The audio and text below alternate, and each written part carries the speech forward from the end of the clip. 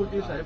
आज आपल्या सर्वांना माहिती आहे की आपले पंतप्रधान माननीय नरेंद्र मोदीजींनी वीर बाल दिवस हा घोषित केलेला आहे आणि गेले काही वर्ष तो आपण या ठिकाणी साजरा करतो।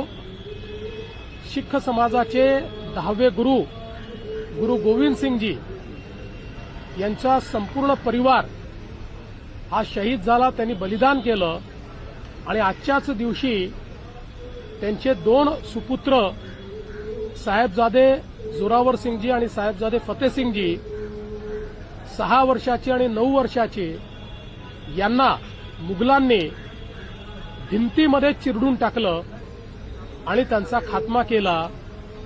अशा पद्धतीनं शहीद झालेले हे दोनही शहजादे आमच्या गुरु गोविंद सिंगजींचे सुपुत्र यांच्या स्मृतीप्रित्यर्थ आजचा दिवस साजरा होतो। आणि आपल्याला कल्पना आहे की आमच्या सिखांच्या गुरूंनी ज्या प्रकारे धर्म आणि मानवता वाचवण्याकरता बलिदान दिलेलं आहे हे जगाच्या इतिहासामध्ये अत्यंत वेगळं अशा प्रकारचं आहे।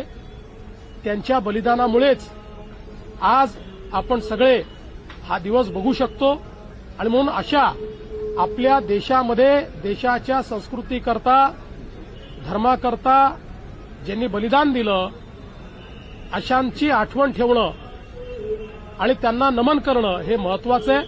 म्हणूनच आज मी या ठिकाणी गुरुद्वारात आलो।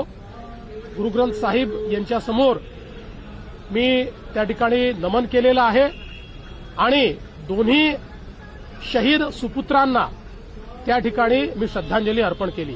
पण दुसरीकडे संभाजीनगरमध्ये पाहतोय आपण दंगलीसारखे गंभीर गुन्ह्यांच्या राशीद मामूंना ठाकरे गट प्रवेश देतोय, एकीकडे आपण बाल दिवस साजरा करतोय।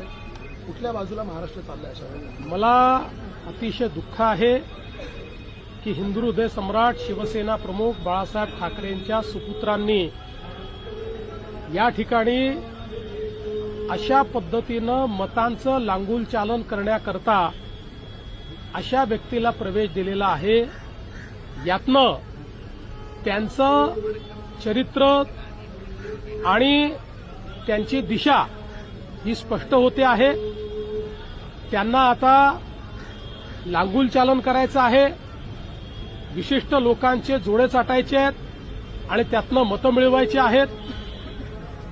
पण जनता हे बघते आहे, देशप्रेमी देशभक्त आणि राष्ट्रवादी लोक हे पाहतायत, त्यामुळे याचं नुकसान त्यांना सहन करावंच लागेल। युतीची घोषणा नेमकी कधी होणार आहे? जागा वाटपाचं काही ठरलंय का? आम्हाला घोषणा करण्याची आवश्यकता नाही, आम्ही एकत्रच आहोत।